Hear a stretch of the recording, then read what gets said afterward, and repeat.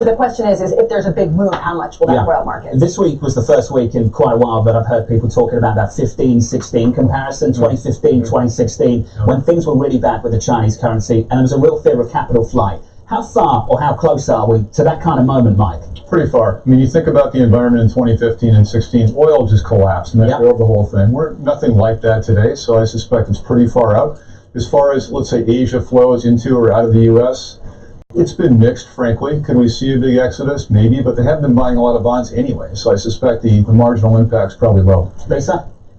I think that it'll be interesting to see whether, in fact, people end up going into China. You're starting to see an increasing number of U.S. funds going into China right now on the bet that the PBOC is going to stimulate the economy. So right now, the risk seems to be less capital flight and more capital inbound to China as people try to capitalize. Quick final words, Lisa. You know, I think speaking of 2015-16, I agree it's not going to be as bad, but industrials are trading at the same